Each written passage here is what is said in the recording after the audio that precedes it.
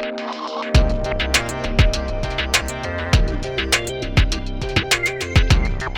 evening, everyone. Bonsoir, mesdames et messieurs. Bienvenue au Institut Canadien du Film. Welcome to the Canadian Film Institute and Carleton University. This is a hardcore cinephile audience here tonight.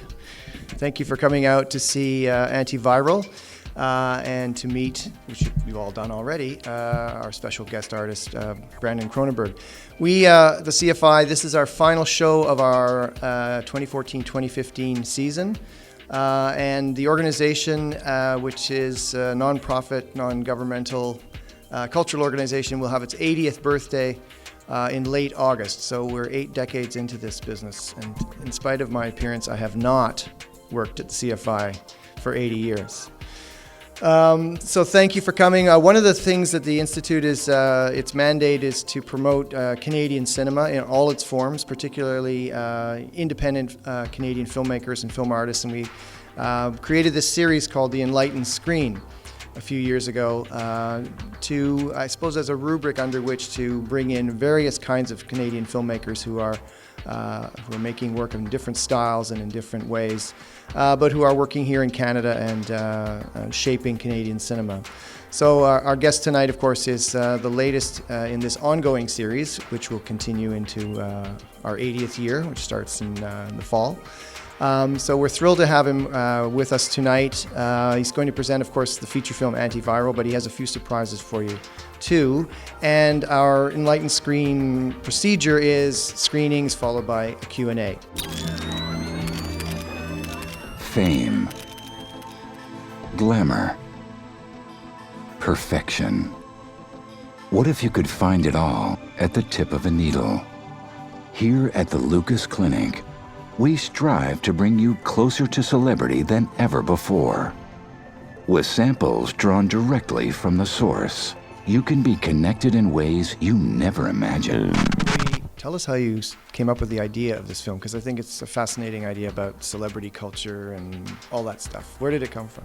I was in the first year of film school. I had this really horrible fever, and I was just in a fever state, and I was obsessing over the physicality of my illness and the fact that I had these things in my body that had been created in someone else's cells and then transmitted to my body and were now penetrating my cells, and just the fact that was something actually incredibly intimate in a weird way, and maybe erotic, but at the very least that there was an extremely physical, intimate connection there.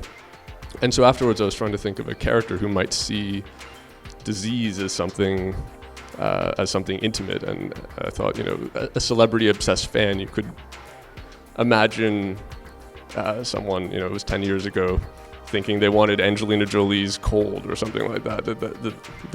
There would be a way of physically connecting with the object of their obsession, and it sort of grew out of that. And the script process of getting it from that idea that you had when you were feverish to this, I mean, that takes a while, obviously. Was that an interesting process for you to, how interesting was it now that you labored over it and you made the film? And but when you first had the notion of narrativizing this idea, tell us a bit about how you started to write that down and get characters and what you drew from them around you, I guess. Well, it took me 8 years to write it, but I went through film school, 4 years of film school, and I made short films in the meantime. So it was kind of in the background of all that. And I went about it, I think, the worst way that anyone can write a script. I just sort of sat down and started writing it, and then got to a dead end with it, and then put it aside, and then rewrote it. And I think I had 50 drastically different versions over the course of 8 years. And Arvid was a detective at one point, and there was this whole detective crime element, and it was just so it was a really long, meandering process that took a very long time, and I would never do it that way again. But I didn't know what I was doing, and I'd never written a feature script before, so I was just sort of I guess trying to figure it out as I went. I was never really crazy about film, I guess, growing up. I mean, I was sort of around it a little bit, but I was never really a cinephile. I was more into books, and I was kind of nerdy that way, I guess. And I kind of came to film because I was trying to do too many sort of disparate things. I was really into visual art, and I was into writing and music. And at a certain point, I kind of thought, okay, film is an interesting way to collect all of those things into one art form. So yeah, in terms of my father, I mean, he never pushed me towards or away from film, and obviously, I was aware of it and had some insight into that process just growing up around it, but it didn't. If anything, I think I was more resistant to get into film because it was what was expected of me, and I would meet people who were like, "Oh yeah, you're gonna get into film and follow your father's footsteps," and I, took great pleasure in being like, "No, I hate film. I would never." I had no interest. And then I sort of started to realize that was a stupid reason to not do something potentially really interesting, and then I gradually became pretty enamored with the art form, and that's how that went. Do you not agree that the mania surrounding celebrity is reaching an unhealthy level? No, I don't. My clients want to feel more connected to those people that they see in the magazines and on television. Enjoy. So far, I've had all her diseases.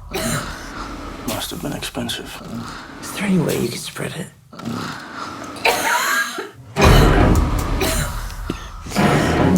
What happened to Anna Geist?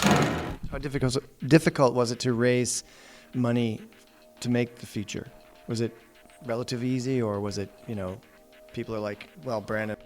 It was really easy, but because I got extremely lucky and not, I mean, most people think it came out of nepotism, but it was actually, my father wasn't really involved in producing this. It was a roundabout thing where I went to film school. I met a student there named Kevin Cricks, who went on to work at Rhombus, and he's a producer there now. And so I made a short film at the end of film school that was kind of, I guess, a proof of concept for Antiviral that was based on the feature script that I was writing.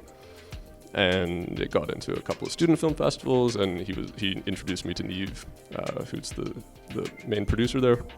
And Neve happened to be doing a series of first-time feature films because he had some money that he could play with from Telefilm, because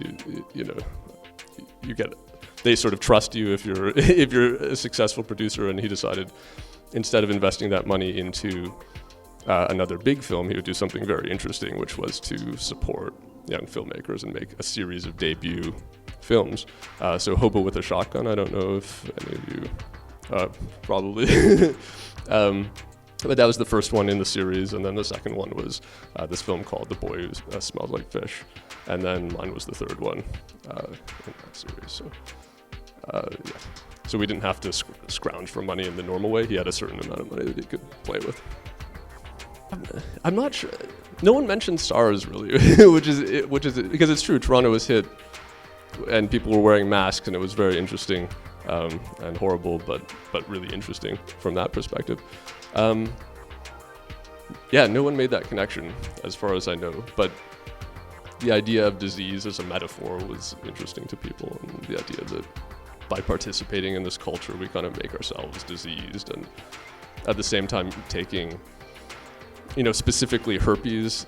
We were very interested in herpes because it's very ornate in a way, and it's something that we have a very visceral revulsion to. So the idea that this culture of celebrity is so powerful that we can overcome this revulsion and begin to see something like herpes as a mark of pride, or as jewelry in a way, I think was interesting to people, or it was interesting to me anyways. And it works because it's such a universal thing, you know what I mean? It's not even like, okay, spiders, some people are phobic of spiders, but some people really like spiders. It's not, disease is something, not that we have a universal, because someone was talking about bug chasers and people who try to spread HIV deliberately and or get HIV deliberately. So there are obviously particular cultures that do have that stuff, subcultures that have, the fetishization of disease. It's not totally universal, but it's fairly universal. So the idea that it could flip in a broad way because something else has has sort of eclipsed our usual instinct towards disease. I think it made it a useful metaphor that way. I didn't have a clear first choice. We talked a lot about that role because it seemed like a good role in the film for a kind of cameo casting thing. It didn't require a lot of on-set days, so we could conceivably get somebody bigger than the baseline of fame for the film, and look at getting some sort of interesting, well-known actors. And so that was appealing both from a creative perspective and from a business perspective.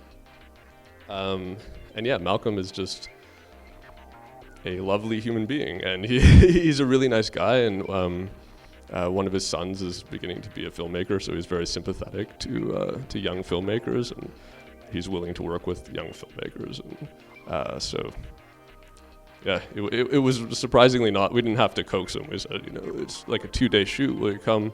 And he was up for it, and it was a great experience. What are you working on now?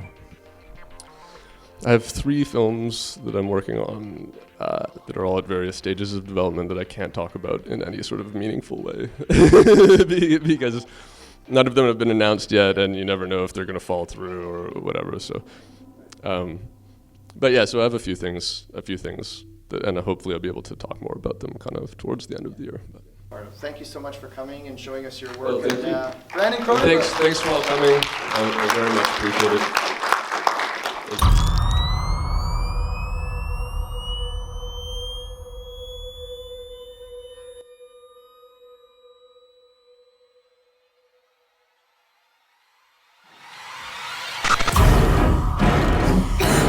I don't understand how this isn't considered cannibalism. I'm involved in something sinister.